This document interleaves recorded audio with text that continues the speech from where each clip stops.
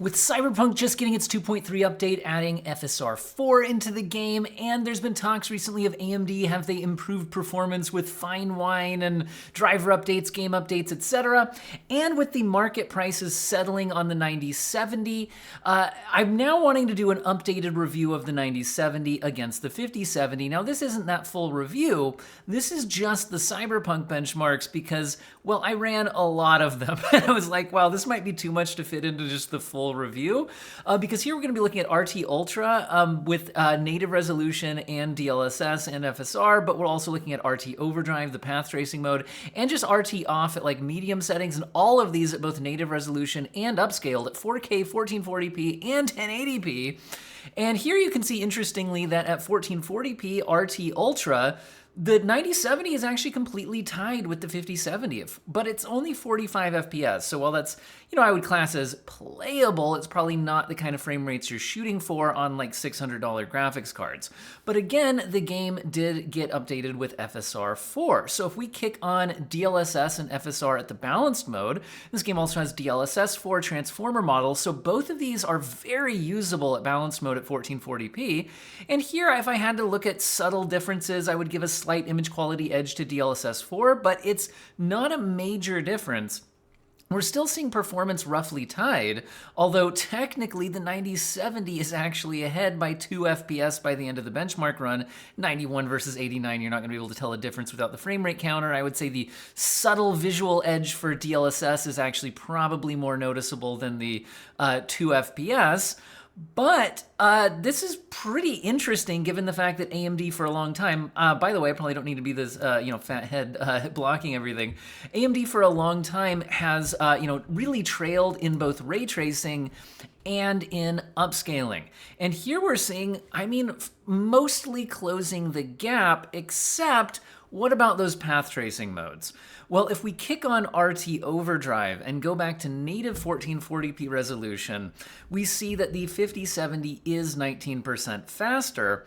However, it's, I guess we might call it a Pyrrhic victory. It's like you win the battle, but you lost the overall campaign, or who can survive victories like this, or whatever the quote is. The point is, it's 25 FPS to 21. So I don't think these are the frame rates that anybody's particularly looking for when running, like I said, $600 graphics cards. You're probably not settling for mid-20 FPS range. Now, I'm also noticing, it's a little pink on the right-hand side of the screen with some of the lighting there. So it also feels like somehow, again, there's some differences, or maybe the AMD ray tracing in the path tracing mode is maybe not as optimized or as fully thought of by the developers here. But again, it's a 19% win, which is noticeable. Neither one's doing great. Really what we need to look at is using upscaling to try to get performance into reasonable levels. Again, with a 1440p output, I find that DLSS4 and FSR4 at the balanced mode are very, very usable here. And what we're seeing is that the 5070 is now just under 60 FPS in this built-in benchmark at 58. Keep in mind there's more demanding areas of the game, like especially the new Phantom Liberty update and things like that, where you'd definitely be averaging closer to 50 or even in the 40s, but this is at least playable now on the 5070. The 9070 also playable at 50 FPS. Again, in more demanding areas, you'll be worse. But again, there's this weird pinkish lighting there if you look at the puddle and things like that. So something seems still a little bit off with the RT Overdrive mode in this game on the AMD GPUs. However, the fact that we're getting good upscaling, hitting playable frame rates in a path tracing mode that in previous generations of AMD hardware was just completely out of the question, certainly is encouraging for AMD's ray tracing improvements. But again, the 5070 is clearly getting the win here. Now, I do think it's important to also look at what if we're just not using ray tracing, and what if we're somebody who wants like way over 100 FPS baseline before using any kind of upscaling or frame generation or anything, because frankly games do just feel really snappy, they're buttery smooth. There's certainly something to be said for turning down graphic settings to get an incredibly high frame rate. And what we're seeing here is 1440p native TAA but medium preset, which still looks fine in Cyberpunk, honestly. Although things like these reflections here, obviously you're missing those RT reflections and everything. Here we're seeing the 9070 pull ahead by 13%. At 159 FPS versus 141. They're actually tied in the 1% lows at 111. 1% lows can also be a little bit more CPU dependent as you get into these super high frame rates, where the lowest sections are sometimes, like I said, can be starting to introduce other system limitations. But there's actually more headroom to boost the frame rate here by upscaling. So we certainly weren't entirely CPU limited by any means, even if in momentary scenes it possibly could have been. I'm on a 9800X 3D CPU here, so we're giving it as much headroom as we can. At DLSS and FSR balanced mode, 1440p output resolution, and medium preset, we're seeing the 9070 average 222 FPS in this built-in benchmark run. Well, the 5070 isn't as fast, it's still hitting 196. So the 9070 is winning by 13% here. The 1% lows are roughly tied, although actually the 5070 is technically ahead here by 5 FPS and 4% at 144 FPS versus 139. The way I would read this is both of them are giving you a super smooth experience, but they're both relying on upscaling here, and again, FSR4 is really putting up an excellent fight. Both of them are a little shimmery on the palm tree branches. Neither one of them is completely perfect, but it's very, very usable here. Now, this is interesting, though. If anybody was wondering if the 12 gigabytes versus 16 gigabytes would show its head in this comparison, well, if you try to just max this game out at 4K, it certainly does. At 4K RT overdrive, I would class both GPUs as broken, but the 16 gigabyte GPU is less broken. It means it's 5 times the performance on the 9070 in this 4K path tracing mode, but that's at 10 FPS versus 2. So I wouldn't really consider that much of a win. Again, talking about Pyrrhic victories, it's like with victories like these, who needs a loss? We're at 10 FPS here. 1% lows, we got 8 times the performance on the 9070 at 8 FPS versus 1. By the way, if you're looking at things like temperatures and whatnot, I could take this moment while we struggle to finish this benchmark run to talk about the cooler model versions we're using here. For the 9070, this is the Acer Nitro. By the way, please don't confuse this with the Sapphire Nitro Plus, which is one of the highest end ones. This is the Acer Nitro, and is not one of those like super high-end cooler models or anything like that. I'd say it's a pretty typical one. And for the RTX 5070 in this video, I've got the Gigabyte Gaming OC. Both of these were sent as review samples. And that is what I'm using in this particular video. They're both at their out-of-the-box settings. I'm not trying to use any kind of overclocking or anything like that, because it's often just telling me what my particular card can do with the Silicon Lottery versus what yours might be able to do. Might not match if you bought the same one even. Now, if we do kick on upscaling to the performance mode, we are now achieving at least technically playable frame rates. I mean, I don't think most people are shooting for 30 FPS modes on PC, but it's at least playable. I mean, consoles in some games just have a 30 FPS mode, right? Not that I agree with that being the best case, but here you go. And the 5070 is actually managing 39 FPS.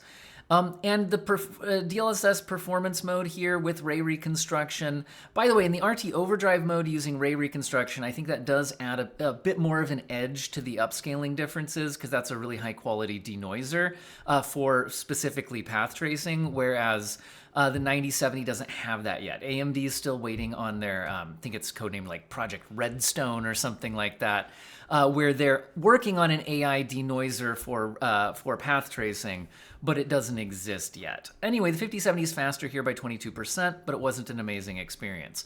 Now, what if we turn off path tracing and just go to the max ray tracing mode? This is 4K RT Ultra. And here, it's once again one of those situations where these just aren't really the settings we're going to be using. Sure, the 9070 is 83% faster, but that's 22 FPS versus 12. So it's like, Yeah, the 5070 is broken because it has 12 gigabytes of VRAM, but these aren't settings that you would actually be using, so how relevant is that? If we look at the 1% lows, the 9070 is 2.57 times the performance at 18 FPS versus 7. So not an amazing experience on either GPU. I don't think anybody's going to be trying to do this at native 4K. And frankly, with how good FSR4 and DLSS4 are, I think it's kind of silly to be trying to do maxed ray tracing other than path tracing at a native 4K resolution.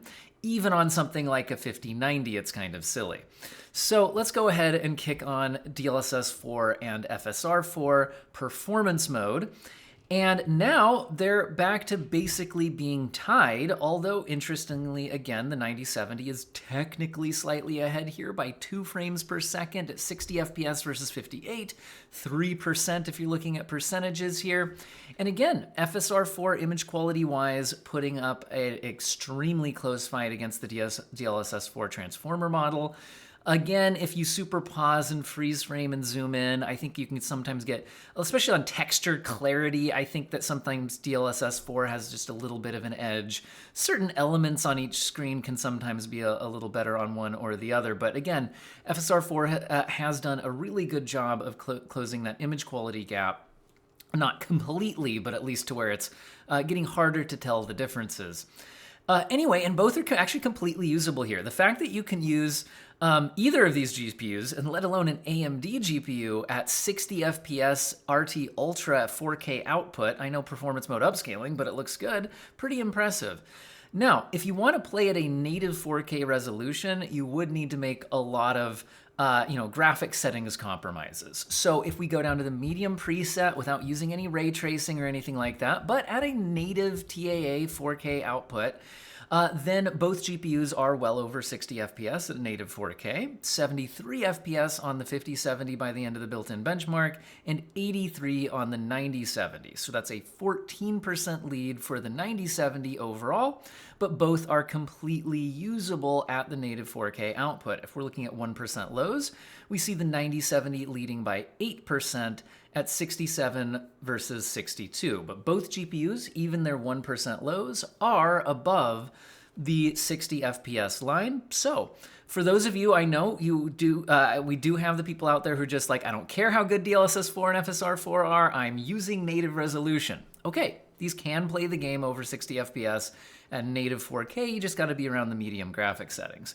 That being said, if you're willing to use DLSS and FSR4 at the performance mode, which again, I still think looks quite good, and in some ways, the native TAA doesn't always look as sharp as some of these newer upscalers do, to be honest. We're now boosting performance all the way up to 128 FPS on the 5070 and 149 FPS on the 9070. And I want to be clear here, when I'm talking about FSR and DLSS in this video, I am not talking about frame generation. So these aren't fake frames. Sure, it's fake resolution in the sense that the internal rendering resolution of the game at 4K performance mode is actually 1080p, but the image quality you're getting looks very 4K, right? It is reconstructing details that just simply aren't there playing at a native 1080p, and it looks nearly as good, and in some cases slightly better, some cases slightly worse than the native 4K TAA implementation. And again, we're hitting super high frame rates here without any need for frame generation, but again, at the cost of we're not kicking on all those ray tracing and path tracing modes.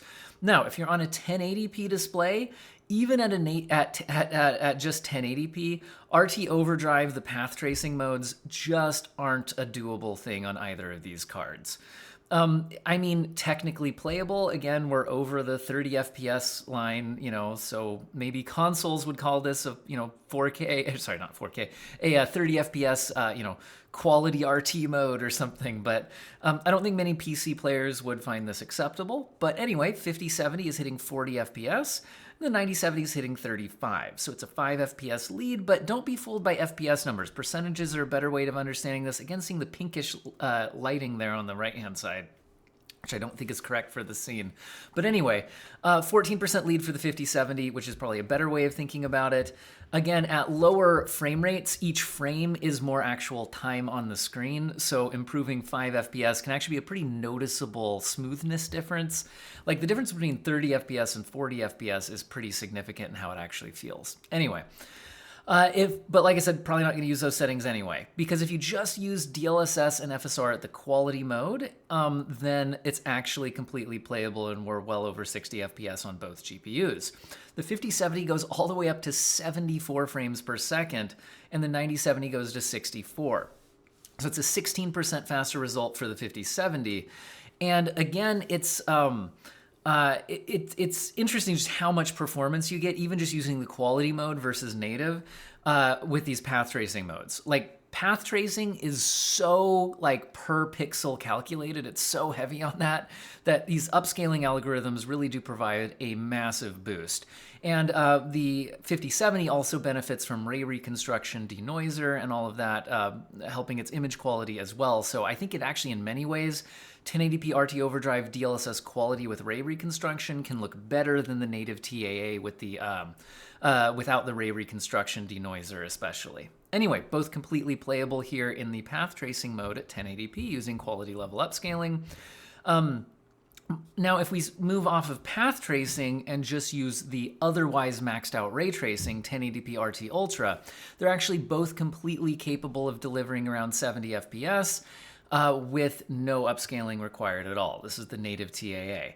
The 5070 is hitting 73 FPS, the 9070 is hitting 72. So it's a tie, technically a 1% lead and 1 FPS lead for the 5070, and the 1% lows, it's a 2 FPS lead for the 5070 at 59 versus 57, which is a 4% advantage. But again, it's effectively tied. If these were the settings you were running, I don't think you could tell which one you were using without a frame rate counter, especially because we're not currently using any DLSS or FSR or anything, so there's no real image quality differences.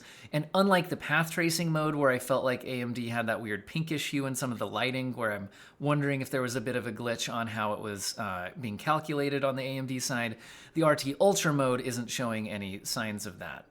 Now, if we do use the quality level upscaling DLSS4 and FSR4, they're still effectively tied in frame rate, but now they're actually well over 100 FPS. RT Ultra is pretty demanding, guys, and these are both delivering over 100 FPS. So with this class of GPU, if you're on a 1080p display, you know, the RT Ultra is certainly doable. They're effectively tied. This time the 9070 is winning by 2% and 2 FPS at 115 versus 113. And the 1% lows are a massive 1 FPS and 1% lead for the 9070 at 86 versus 85. Again, you're not going to be able to tell the performance difference on these. That's a tie. Now, looking at DLSS4 versus FSR4 at 1080p, again, both are very, very usable here, and finding differences in the image quality can be a bit tricky. If you pause and slow down and freeze frame and all of that and zoom in, I do still think the DLSS image does look a little bit sharper at times, especially on textures, and certain things can be, I think, a little bit more stable. But again, it's a really close result. Now, that being said, if you want to be playing this game well over 200 frames per second on a 1080p display, because maybe you got high-end GPUs to mostly play esports at super high refresh rates, so you got a 1080p display, but you also play some single-player stuff like Cyberpunk, well, 1080p medium settings seems to have you covered. The 5070 averages 206 FPS by the end of the built-in benchmark run. In the 9070 hits 229. That's an 11% lead for the 9070. So it is faster, but again, once you're over 200 FPS, I find noticing an extra, 20 frames or whatever to be not the most noticeable thing in the world, but on a 240 FPS display, a 240 hertz display, which is actually a pretty common high refresh rate 1080p option, then sure, you are doing a better job of filling out that overall performance level. 1% lows are basically tied at 149 and 145. It's a 3% advantage for the 5070, actually. Now, what if you did go ahead and use FSR and DLSS quality on this? Because again, compared to the native TAA, sometimes you're actually getting some improvements to the overall image quality by using these upscalers. Not everything. I've noticed certain edges, like I think the bottles in the background here at times, they'll flash a little bit of aliasing that I don't think is there on the native TAA. So it's not always pure win for the upscaler, but in some cases you're removing some TAA blur and actually reconstruct certain bits more stably than the native TAA does. And performance numbers go even higher. The 5070 is now at 246 FPS, so right at home on a 240 hertz display. And the 9070 is pushing in to 272 FPS. Still 11% faster. They're tied in the 1% lows at 179. Again, some CPU and system limitations are coming into play there. And again, super high refresh rates all around. To hit these kinds of numbers, you probably need something like my 9800X 3D, by the way, to not be CPU limited by the time you get to those frame rates. Anyway, that's all of the benchmarks that I ran here at 4K, 1440p, 1080p, all of them at native and with upscaling and with max path tracing and RT Ultra and medium non-ray traced. And what do we overall think? Well, overall, it was pretty clear that when you're not using ray tracing, the 9070 is faster, somewhere between 10 and 15% faster when you're not using ray tracing. What might not have been expected is that the RT Ultra settings, let's get out of the 4K ones where it was spilling over VRAM, but RT Ultra was actually pretty much a tie for the 9070 versus the 5070, which in previous generations of AMD versus Nvidia would have been unheard of. Nvidia would absolutely crush AMD at RT Ultra in Cyberpunk. Now, again, though, there is still the RT Overdrive mode, where Nvidia is still the leader here. Something like RT Overdrive using DLSS balanced with ray reconstruction does get the 5070 into playable territory, like we're seeing here, just under 60 FPS in the built-in benchmark. And due to ray reconstruction, the denoising does look better in the path tracing mode. And I did still see, like I said, some kind of lighting issues going on with this, where you can see there's kind of a pinkish hue that probably shouldn't be there on the AMD side of the screen versus the Nvidia side of the screen, and I'm only noticing that in the path tracing mode. I was also noticing in the reflections on the puddle as we go through here, that both that pinkish lighting, but also just, I guess it must be the ray reconstruction denoiser versus the older denoisers, seems to be a lot more clarity to that reflection than that one. So Nvidia still has the path tracing edge in Cyberpunk and in other path tracing titles as well, but I don't think that should be a surprise given that I think, well, first of all, Nvidia just has been more focused on ray tracing and path tracing for a long time, but it's also pretty clear that most games that get these big path tracing modes are heavily, working with Nvidia on those features. So I'm curious with AMD's push towards their Project Redstone, where they're talking about their own AI denoisers for path tracing and their own, path tracing algorithms, etc. I'm curious if we start to get path traced modes that are AMD sponsored, maybe with like next gen consoles like the PS6 in mind as far as what that performance looks like.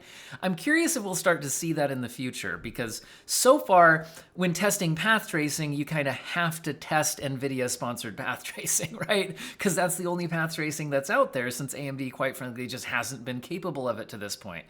The fact that the 9070 here is still hitting 50 FPS, despite it is being beat by the 5070 in image quality as well as performance, is still definitely showing a step in the right direction. That being said, I think putting a damper on the AMD, side of things here is current pricing. So if we look for the 9070, not the 9070 XT, the 9070 can be found as low as $600, but it's rare, and most models are up closer to $650. Or even higher. Now, the 5070, on the other hand, is actually available at its MSRP in multiple models. 550 is very much achievable. And to be clear, remember that AMD's 9070 was supposed to match the 5070's MSRP. If you judge by MSRP, these GPUs are supposed to cost the same, and they don't. Now, what do I think about that? Well, like we saw here, if you're not talking about ray tracing, the 9070 is a bit faster, but not mind-blowingly so. And in heavy ray tracing workloads, it does keep up. Again, they were about tied in like the RT Ultra rather than the RT Overdrive. But then the RT Overdrive modes, where's my RT Ultra? Yeah, RT Ultra, they're about tied. RT Overdrive path tracing modes, the 9070 is doing worse and doesn't have as good of a feature set with ray reconstruction. And again, FSR4 looks great, but DLSS4 does look slightly better. Really, I would say the main selling point for the 9070 is it has 16 gigabytes of VRAM versus the 5070, which doesn't. But as we can see, most of the time, at least currently, where the 5070 spills over that 12 gigabytes of VRAM, it's happening at graphic settings, maybe at 4K native or something like that, where it's not super relevant. Now, I'm going to do a more dedicated video, not just to Cyberpunk with these two GPUs, but these two GPUs tested in a wider variety of games, but still at this kind of wide variety of graphic settings. I'll be testing out the maximum settings as well as like a more reduced medium settings mode at both native resolution and upscaled at 4K, 1080p, and 1440p. So in the future, that's going to take a lot of testing to put together. Expect a follow-up video on all of this. This was just a bit of a preview to that, just using the new Cyberpunk update, since I had enough benchmarking just in that game to, I think, justify its own video. And I think a lot of people were interested in how AMD is currently doing now that they do have the FSR4 option in the game.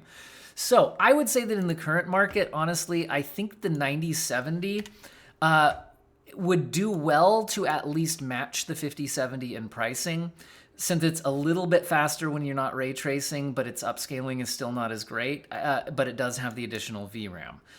That's what I would like to see, is at least matching. Personally, I would like to see it at 500 to actually undercut the 5070 pricing. That's what I'd like to see, and we're just not there. The 5070, I would like to see a super update with 16 gigabytes or more of VRAM, but not coming in at any higher price. And I think if that comes about, then I do think we'll see the 9070 get its pricing under control. Because I think right now it's mostly relying on it has 16 gigabytes versus that 12 as its main selling point. Anyway, I think that's enough for today's video. Hopefully you guys found it useful and or interesting, and you all have an excellent day.